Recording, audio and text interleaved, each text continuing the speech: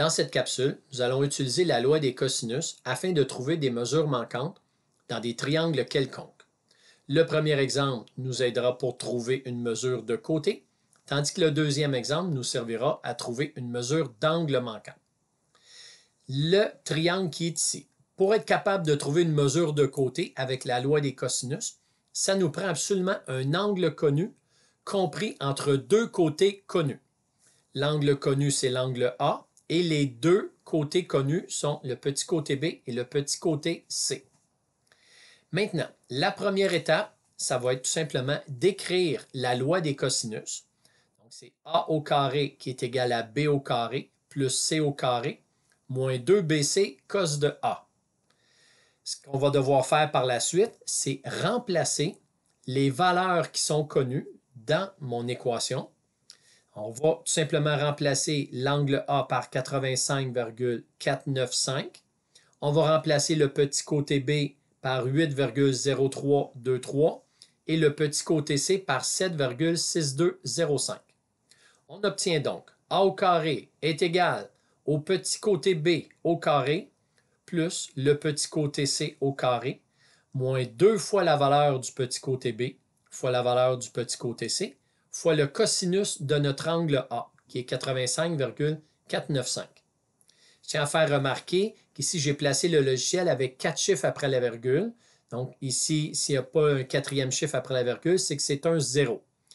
Je tiens à faire remarquer aussi que les mesures sont affichées à 4 chiffres après la virgule, mais les calculs sont toujours effectués avec la valeur exacte. En affichant 4 chiffres après la virgule, on est sûr d'être précis à 2 chiffres après la virgule pour la réponse finale. Troisième étape, c'est tout simplement d'effectuer les calculs qui sont là, donc de calculer la valeur du membre de droite de l'équation. On obtient alors A au carré qui est égal à 112,9744 et il nous reste à la dernière étape d'extraire la racine carrée si on veut trouver la valeur de A. Et comme c'est une mesure de côté, on prend uniquement la valeur positive, ce qui nous donne que le côté A mesure 10,6289 mètres. Ce qui est intéressant quand on a un triangle dynamique, c'est que quand on va tout simplement bouger les sommets d'endroit, on peut toujours générer un nouvel exemple. Donc ici, on a juste à bouger comme ça, puis on voit qu'on va obtenir un nouvel exemple. Donc dans le cas présent, je pourrais faire ça ici comme ça, demander de trouver la mesure de A. On vient afficher la réponse. On recommence, je bouge un petit peu le côté qui est là. On va replacer la réponse. Donc, on pourrait s'exercer de cette façon-là à trouver la valeur du petit côté A. Dans mon deuxième exemple, on va trouver une mesure d'angle. Et pour trouver une mesure d'angle avec la loi des cosinus, on a absolument besoin de la mesure des trois côtés. Donc, ça nous prend trois côtés connus. Alors, disons qu'on cherche la mesure de l'angle A, parce qu'ici, on aurait pu chercher la mesure de n'importe quel angle. Si on cherche la mesure de l'angle A, on va avoir le côté opposé qui va être petit a. Et la première étape est toujours d'écrire la loi des cosinus. En deuxième étape, on va remplacer les valeurs connues dans l'équation. Donc, cette fois-ci, notre inconnu, ça va être l'angle A. Donc, on va aller écrire 11,9243 au carré, qui va être égal à 6,4622 au carré, plus 8,0017 au carré, moins 2 fois la valeur de B, qui est 6,4622, fois 8,0017, qui est la valeur de C.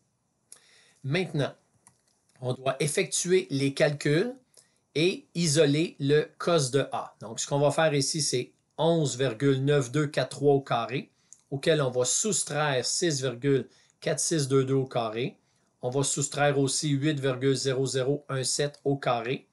Et la réponse que ça va donner, on va diviser par moins 2 fois 6,4622 fois 8,0017.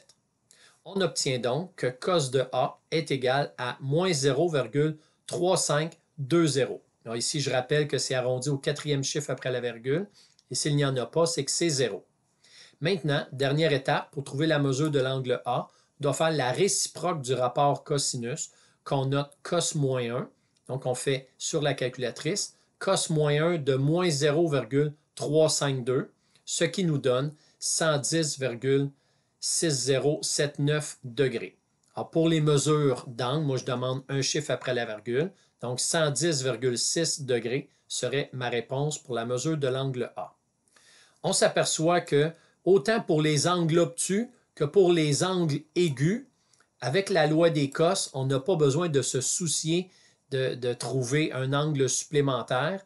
Dans une autre vidéo, on a vu que avec la loi des sinus, si on cherchait la mesure d'un angle obtus, on avait besoin de faire 180 moins la mesure de l'angle aigu qu'on obtenait avec la calculatrice. Mais dans le cas de la loi des cos, on n'a pas besoin de tenir compte si c'est un angle aigu ou obtus. Donc voilà, si on veut maintenant faire des exercices, on peut tout simplement changer les données du problème et par la suite demander de venir calculer la mesure de l'angle A. Voilà, j'affiche la réponse et on change encore une fois des sommets de place pour être capable de venir calculer encore une fois la mesure de l'angle A. Voilà.